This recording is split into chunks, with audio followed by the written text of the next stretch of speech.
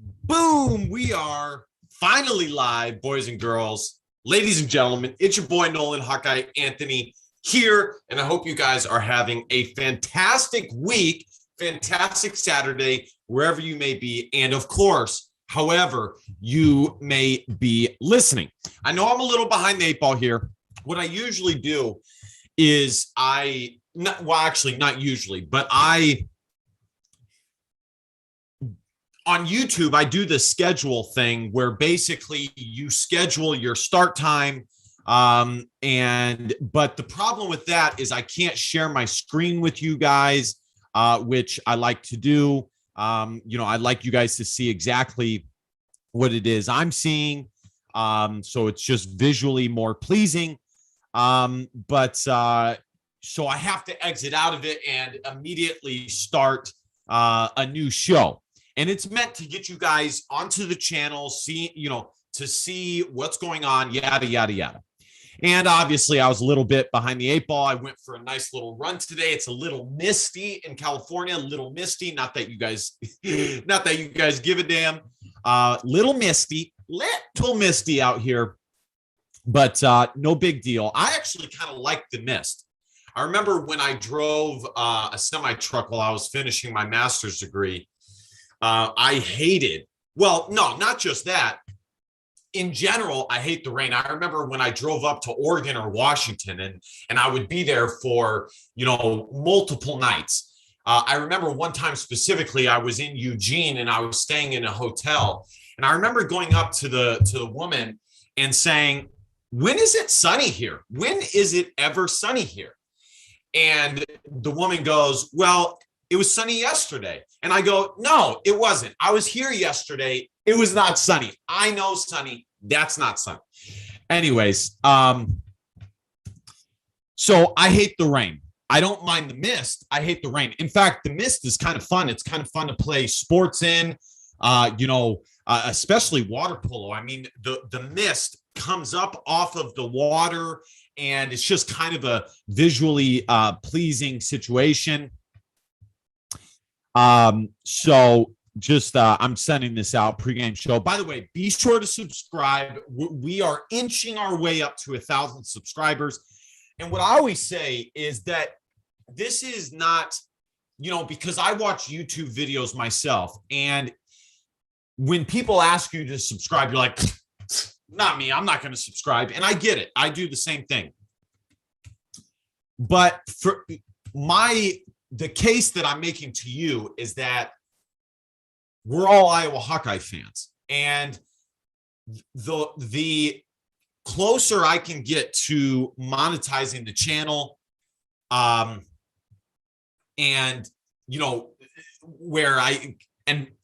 literally this close to doing that, the more content I can create, and I'll give you an example. The more freedom I have financially, quite frankly, I can go to Iowa and do, some fun videos and things like that, just as an example. So that's really all I'm saying. All right, guys, Iowa versus Minnesota. So hit the subscribe button, share. You would be surprised how much sharing the video helps. I remember when I first started this channel, the biggest uptick in growth that I saw was like a few random people, Randy's helping me out, and boom, it just skyrocketed. So I'm telling you, it matters. It helps. But also commenting also helps. I'll put the PayPal link in the description here so I can get that going. So Iowa versus Minnesota, guys. This is, in my opinion, this is probably the biggest game to date. I remember I said the same thing when Iowa played Purdue, when they played Wisconsin.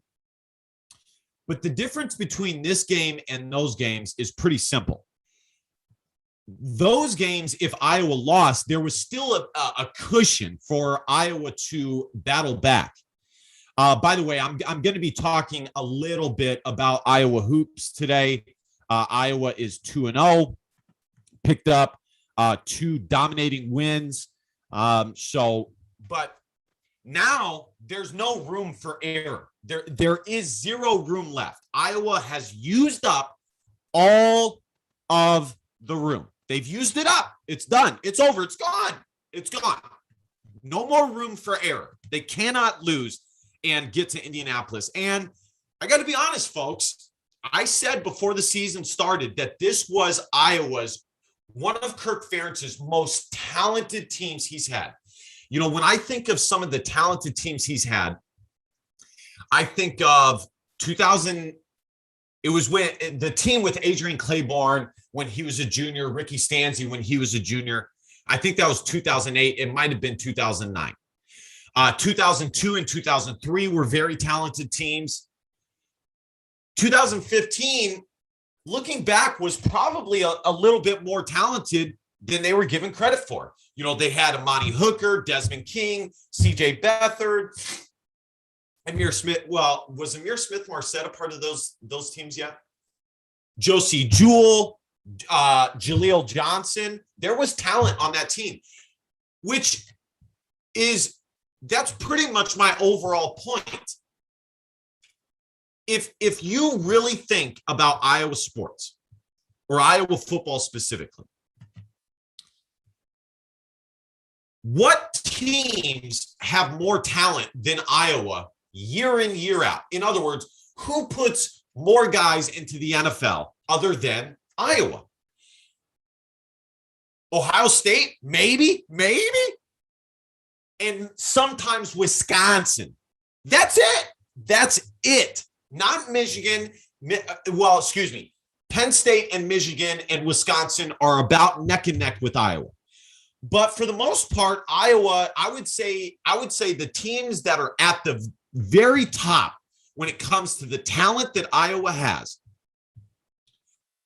or excuse me, just talent overall, would be Ohio State 1, Penn State number 2, Iowa 3, Wisconsin 4, Michigan 5. That would be my list. And the point that I'm trying to make here is very simple.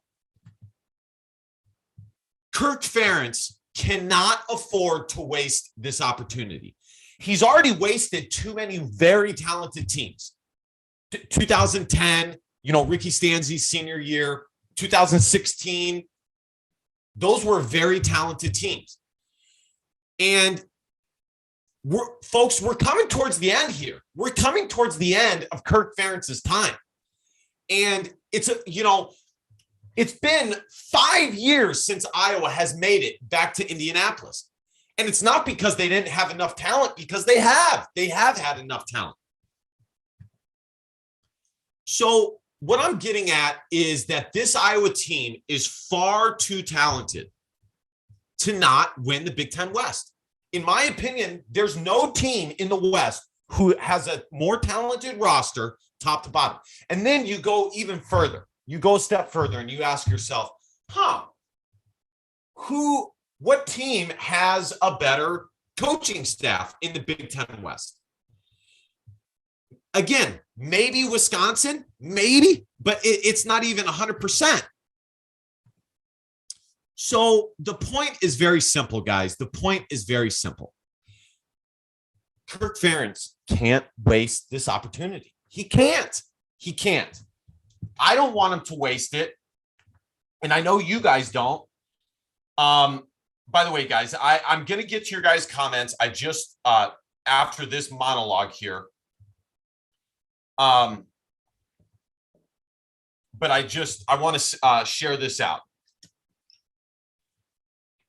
Almost done. So Iowa they have the talent, and I don't want to see them waste this opportunity. I really don't. And it's that simple. And especially in a year where they started so hot. No one but your boy here.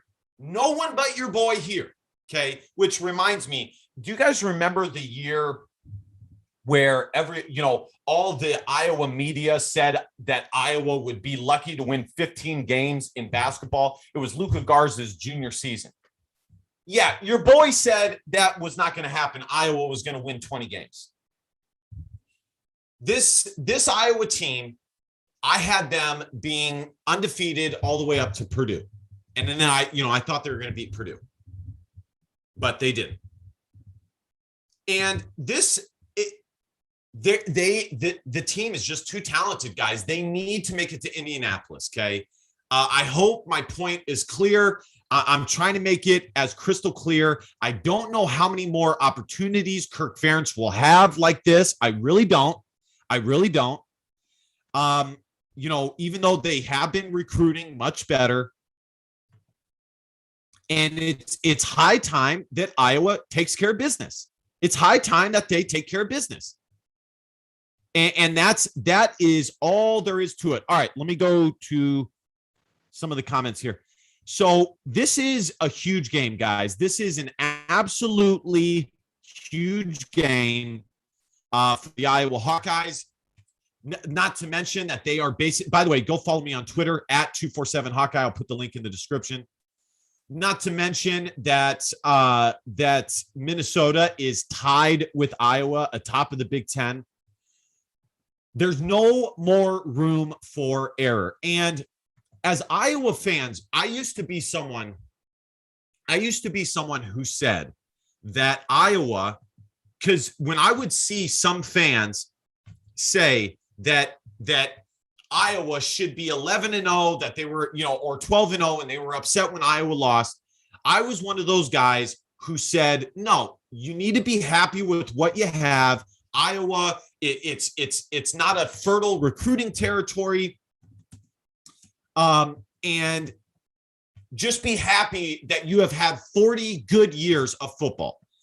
But it's kind of at the point now where it's like, screw it. Let's go for the whole enchilada. Let's get the whole thing. Let's take care of it. All right, let's look at some of the scores here. I'll get to your guys' comments here in a second. Wisconsin is thrashing Northwestern 28-0. Michigan is on top of Penn State. That would be kind of that. I'm being honest, guys. Penn State, for Iowa's sake, needs to win this game. They need to beat Michigan. If Penn State can beat Michigan, that will help Iowa a lot.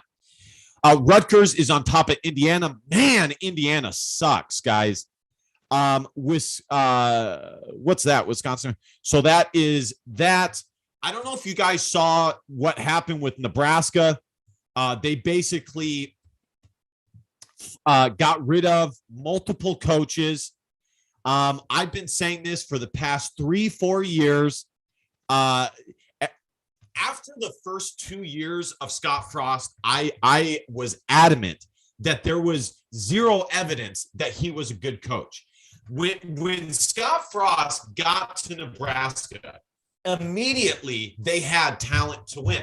They were consistently in the top 25 in recruiting. And that was just a huge excuse. And now it looks like he has the rest of this year, which they're not going to make a bowl game, and next year, and to be honest, I don't even think he has the entire year next year. If Nebraska starts next year slow, it's over. He's gone. It's done. So here's the standing, guys. Right here, 4-way tie for first place. 4-way tie, and Iowa can do a lot for themselves, beating Minnesota. The biggest thing that I want to talk about today is Alex Padilla. It's going to be interesting to see what Alex Padilla is capable of. Is he going to be the spark that takes Iowa towards an undefeated record the rest of the way?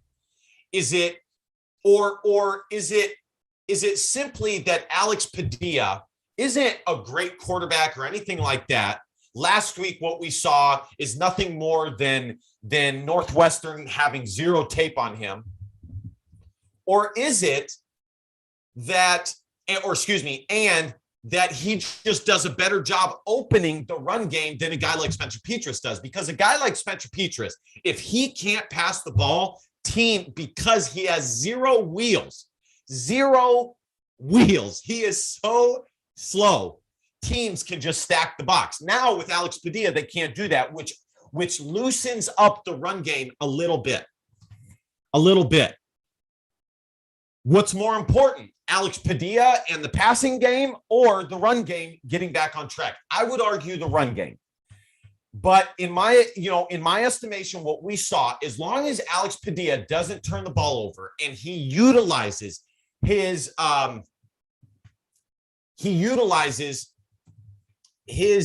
running ability, then it's all good. I want to show you guys a pass that he made last week. Check this out, guys. The tweet says right here, I spent today studying college football quarterbacks, mostly for the 2022 draft class.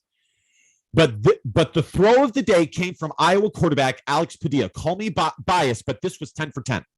Now, the thing I want to tell you guys before is, and this is kind of an argument that Spencer was not that bad.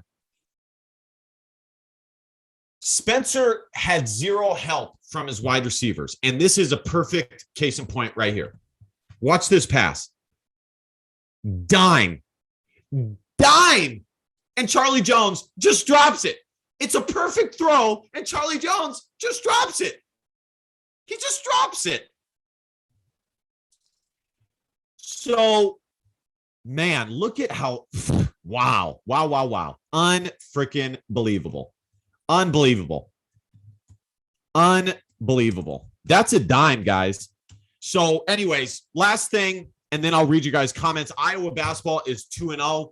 I did the preview video for Iowa basketball. And I got to tell you guys, I'm very optimistic about this team. They have senior leadership in Connor McCaffrey and Jordan Bohannon, and they're actually pretty talented players.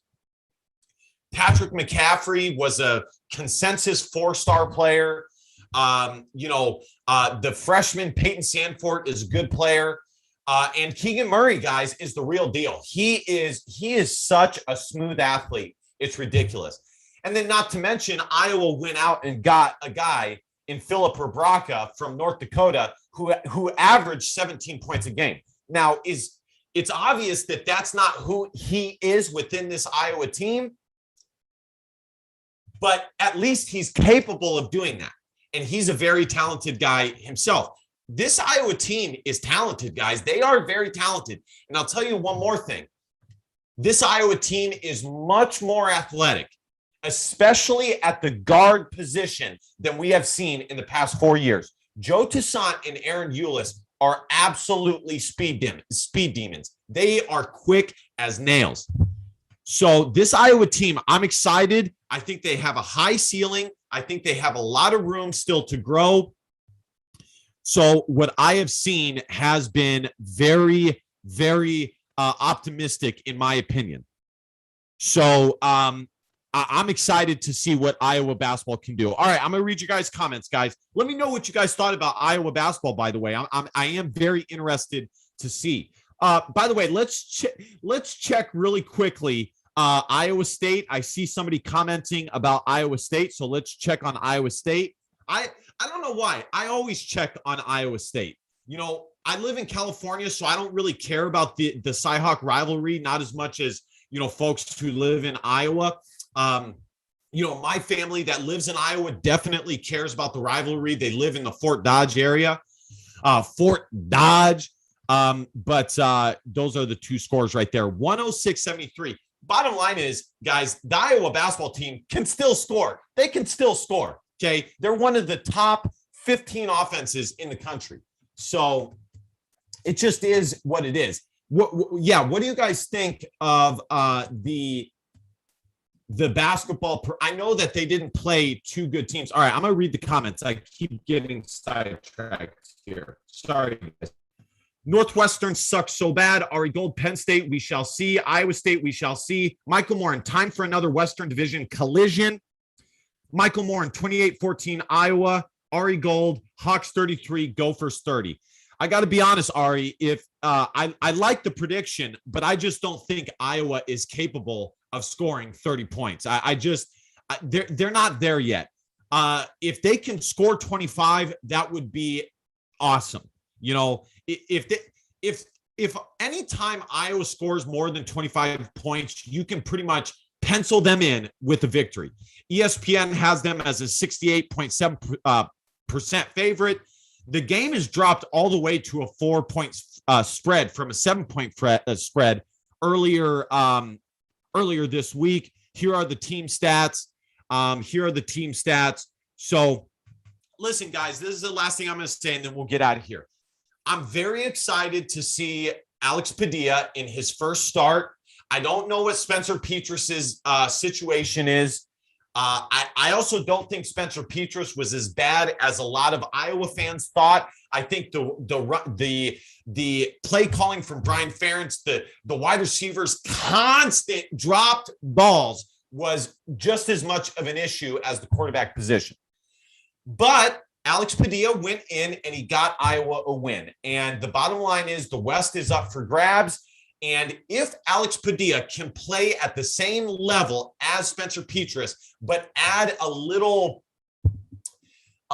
spice, a little sizzle and spice, such as getting out of the pocket, opening some breathing room in the run game, that will help this offense a lot. Not to mention, no teams have any film on Alex Padilla, which is a definite advantage. I don't think that the quarterback change is as big as other people, but compared to the run game, if the Iowa run game can get it done today, like they did last year against Minnesota, like they did last year late in the season, I fully expect Iowa to win at home today. I totally expect the defense to show up today. I'm taking Iowa in this one, 27 to 18. I think this is going to be a 9-point victory. I feel very good about this Iowa team today. And that is pretty much it. All right, I'm going to read your guys' last couple comments, and then we'll get out of here, and I'll see you guys in the postgame. Michael Morin, as someone who lives in St. Louis, my main rivalries are Nebby and whiskey, so I feel you there. Yeah, no, I'm with you. The teams that I dislike the most are Nebraska and Wisconsin. For the life of me, I don't understand why Iowa fans dislike Iowa State so much when Iowa State doesn't matter. They don't mean anything towards Iowa season. Iowa can lose to Iowa State and still win the Big Ten, still make the college football playoff in theory. In my opinion, Iowa State gets far more from the game than Iowa does.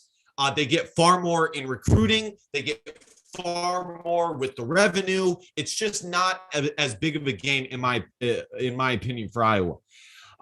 If we give up 30, we're in deep doo-doo. Everyone likes the Gophers to hang in there. Ferentz has a more athletic quarterback. There's no reason not to open up the playbook. Now give him the play calling CJ Beathard has. See ya at halftime. All right, guys. Thank you guys so much for hanging with me. This has been a blast. I will say the momentum and the enthusiasm around Iowa football has died down a lot. I mean, early in this season, it was, whoo, it was pretty crazy. If Iowa wins today, I do expect the momentum to rise again. Dark Knight rises and get up there. Either way, I appreciate you guys hanging with me. And if you're not subscribed, hit that subscribe button. I put the PayPal link in the description if you want to help me out there. Like, comment, share, the whole 9 yards. Be sure to go to 247hawkeye.com. And last but not least, DDAP, don't be a pussy willow. Facts or feelings, because those feelings don't matter. Love y'all. Bye. Have a good one. Go Hawks.